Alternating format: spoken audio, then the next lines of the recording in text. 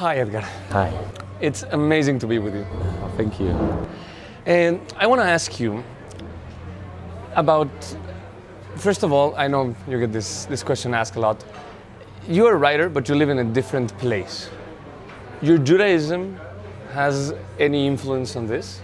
For sure. I think that if, I'm saying something very reductive, but if Christianity is a religion based on submission, Judaism is a religion based on doubting. I think that if you look at the greatest Jewish heroes, Moses, Abraham, Jonah, all of them, what they have in common is that they would argue even with God. And God could take the argument. He would not agree with them, but he respected the fact that they say to him, you're God, but you don't know. You make a mistake. And I think that this kind of a tradition of polemic, because in Judaism you learn in chevruta, you learn in pairs. Why do you learn in pairs? Because there is a text, and I say this. I interpret the text in one way, and you interpret it in another, and through argument we learn more.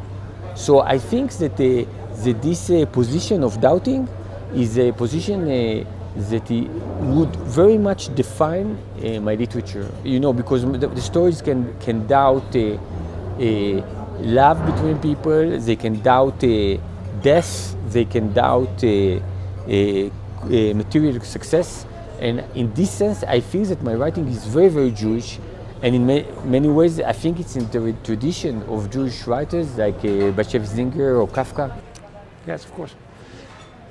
So if this text is, it would be like a kind of Talmud.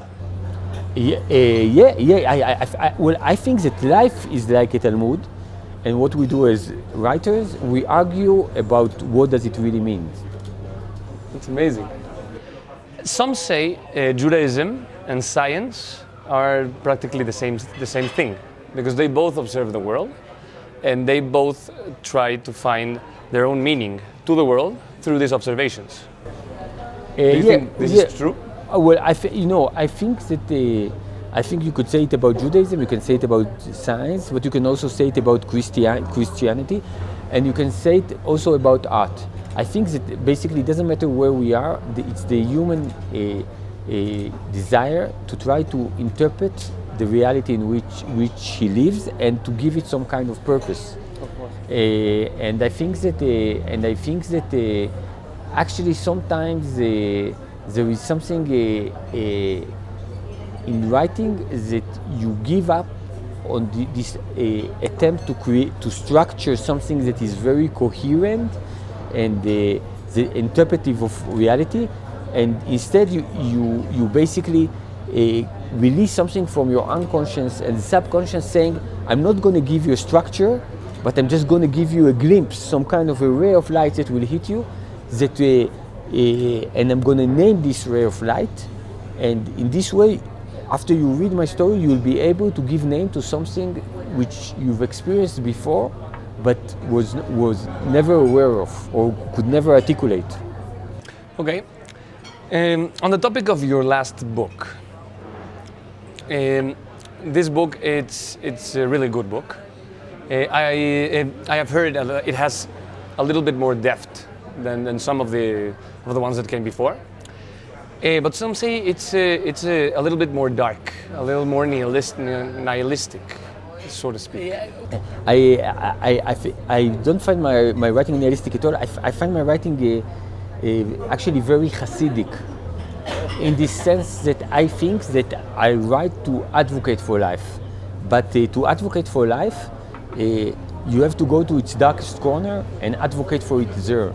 I don't want to write stories saying life is beautiful.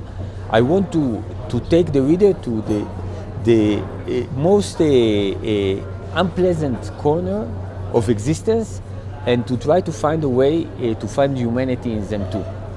To be light amidst the darkness.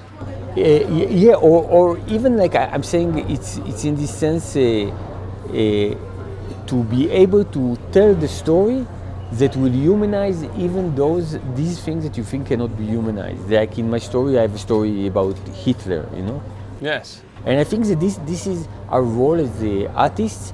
I think is basically to first of all to articulate the collective yearning of humanity, but at the same time to be able to introduce as many narratives as we can, because when you live your life, you always live it in one narrative, you know?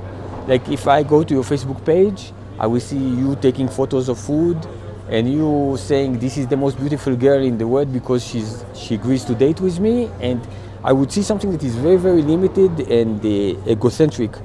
But every time you pick a book, suddenly you know, you would pick Lolita and you know what it means to be a pedophile, you pick Crime and Punishment, you know what it means to be a murderer, you know, you pick a book that takes part in the other side of the world and you know what it means to be African, you know. And I think that this ability of containing different narratives is some kind of a glimpse of what the world is about. You can never understand what life is if you are just trapped inside your shell. To understand what life is, you must understand how you're just one voice in this kind of a polyphonic experience. Okay. On another topic, which is amazing, if you would say you were a biblical character, which one would you be? A biblical character? I think I would be maybe a more... It can be biblical or rabbinic or someone inside of the Jewish history. Well, I can say, I would say someplace between Rabbi Nachman from Breslau and the snake from Paradise. Wow, why? Because I think that the snake from Paradise, because I think that the snake, you know, we see him as a bad guy in the story, but basically he was willing to give up on his feet and legs just to share with people the knowledge, so they have some kind of reflexive perspective of themselves. And Rabbi Nachman from Breslau, because I think that there was something about it. I see in him, he's the most hippie Jewish rabbi ever. And my sister follows the way of the Rabbi Nachman from Breslau, and he was a great storyteller.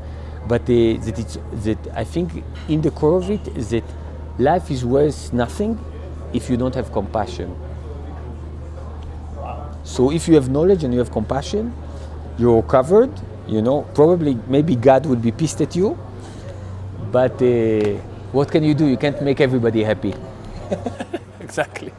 And if you would give an advice for someone who wants to be a writer, in your own sense, what advice would that be?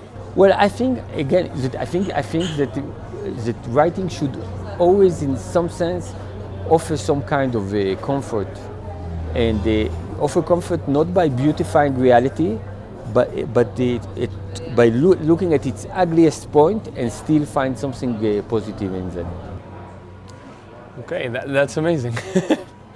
Thank you.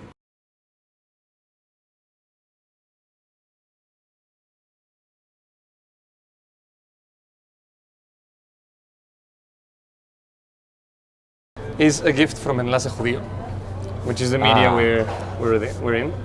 If you want to open it. Yes, I can recognize the image. It's Streets of Rage. It is. Simtaot Hazam. Yes. We were involved in the process of making it, and I don't know if you have one in Spanish. No, I don't.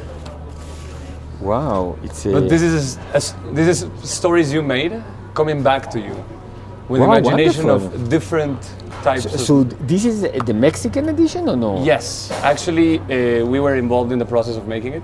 It's beautiful. I never had it, so now I have it in my collection. It's a beautiful present. Thank you. No, I want you to enjoy it because whenever I write, I only can imagine the day that someone would tell me I have this book and it comes from you. So I want you to have it, and I want to thank you very much for inspiring me. תודה מרדכי, תודה. תודה רבה, אדגר.